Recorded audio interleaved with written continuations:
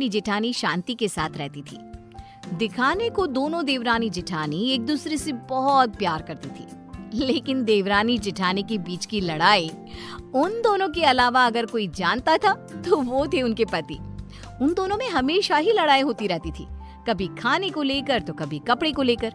ऐसे ही एक दिन सुष्मिता का पति वरुण अपनी पत्नी और अपनी भाभी शांति से कहता है, सुष्मिता भाभी और भैया, मैं सोच रहा था कि इस घर में एक नौकर रख लेते हैं, क्योंकि इस बड़े से घर में मेरी भाभी माँ और मेरी प्यारी पत्नी के अलावा और कोई नहीं रहता। इस घर की सफाई करने में इन दोनों का कितना समय बीत जाता है, ये हमारे लिए खाना कैसे बना पाएंगी। तो मैं सोच रहा हूँ कि इस घर में एक नौकर को ले आता हूँ। वरुण, आइडिया बुरा नहीं है, लेकिन इन दोनों का झगड़ा देखकर मुझे लगता है कि हमें 2 नौकर रखने चाहिए। भैया, इतना बजट कहाँ है कि हम 2 नौकर रख सके। अरे आजकल नौकर कितने महंगे हो गए हैं। ये बात तो है। ठीक है, फिर 1 नौकर रख लेते हैं।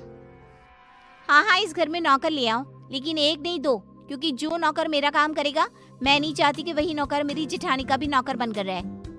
हाँ, मैं भी नहीं चाहती कि मेरा नौकर तेरा काम करे। हाँ, तो कह दीजिए ना जेठ जी को कि आपके लिए भी नौकर ले आए वो। हाँ, मेरा पति मेरे लिए नौकर तो ले ही आएगा ना, क्यों नहीं लाएगा। इस तरह दोनों के बीच एक बार फिर से झगड़ा हो जाता है। ये देख वरुण और विक्रम उन दोनों की लड़ाई में ना पड़ते हुए अपने अपने काम पर निकल जाते हैं, और काम पर जाते जाते दोनों भाई आपस में एक दूसरे से बात करते हैं। भैया, अगर यही हाल रहा तो हम लोगों को कभी भी खाना समय पर नहीं मिलने वाला। हाँ, तुम सही कह रहे हो वरुण, इसलिए आज शाम को ही हमें एक नौकर का बंदोबस्त करना होगा।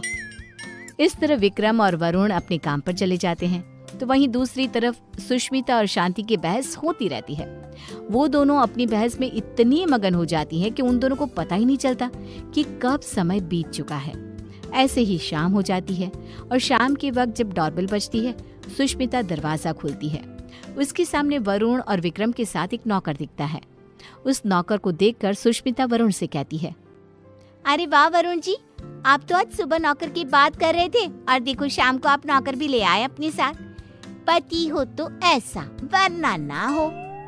सुष्मिता की बातें सुनकर शांति का गुस्सा 7वें आसमान पर पहुंच जाता है, जिसके बाद वो अपने पति के ऊपर चिल्लाते हुए कहती है, अजी आप क्यों नहीं लेकर आए?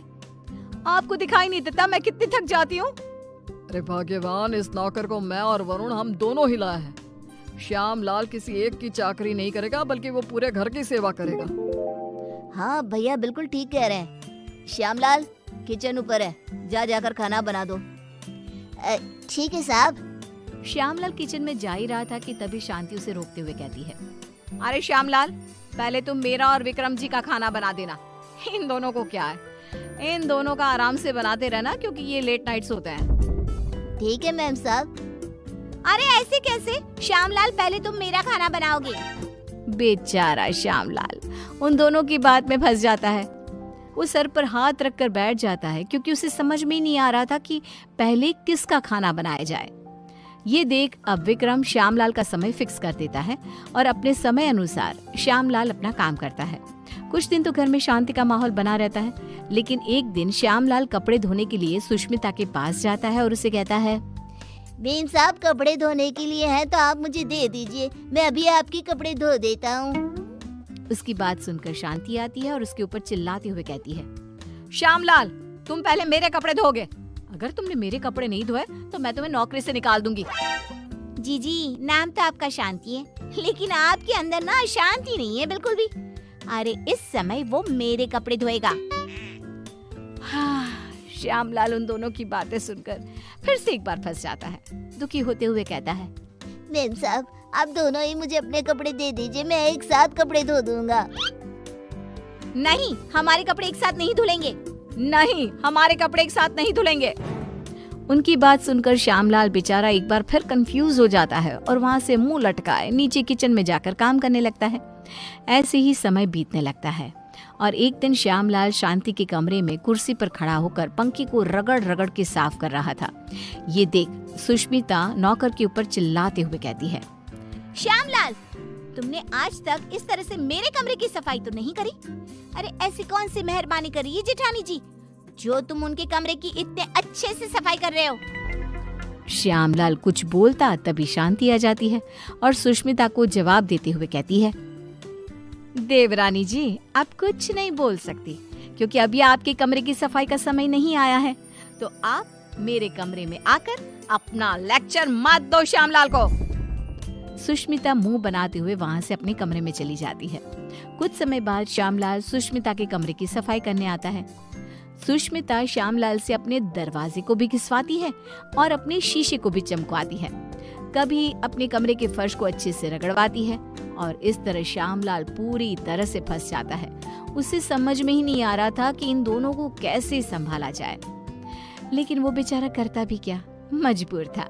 ऐसे ही एक दिन श्यामलाल बाजार से सब्जियां लेने जा रहा था, तभी वो खुद से कहता है, क्यों ना मैं एक ही समय पर दोनों मेम साहब की सब्जियां ले आऊं और दोनों को अलग अलग समय पर दिखा दूंगा कि मैं अलग समय पर यही सब्जियां लेकर आया हूँ।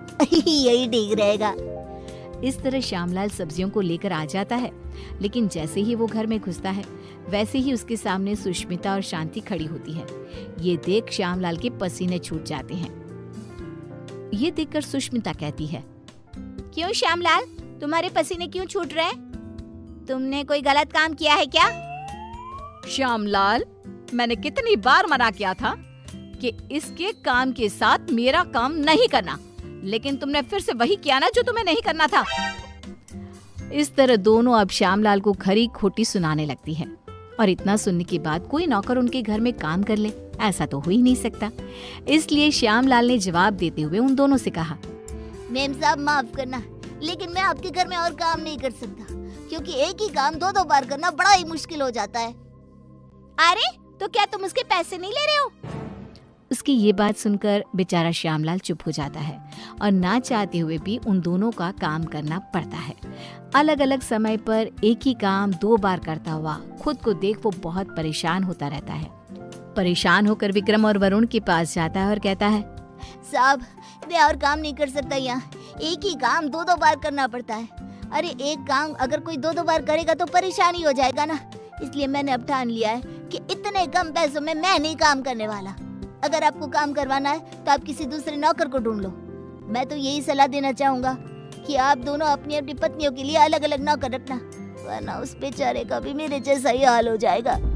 इतना कहकर श्यामलाल उनकी नौकरी उनको ही सौंप कर चला जाता है। इस तरह बेचारे वरुण और विक्रम परेशान हो जाते हैं। कुछ समय बाद उन दोनों की पत्नियां हॉल में आती है और अपने पतियों से कहती है, अरे श्यामलाल कहाँ है? अरे श्यामलाल कहाँ है? दोनों भाई एक दूसरे की तरफ देखते हैं और कहते हैं, वो काम छोड़कर चला गया। तुम दोनों ने उसके नाक में दम कर रखा था।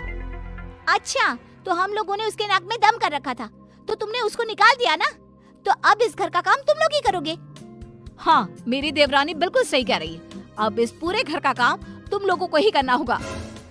इतना कहकर दोनों देवरानी जिठानी चली जाती हैं। अब बेचारे वरुण और विक्रम दोनों को ही घर का काम करना पड़ता है। घर की सफाई, कपड़े धोते, बर्तन धोते और खाना बनाने के बाद बेचारे दोनों ऑफिस जाते।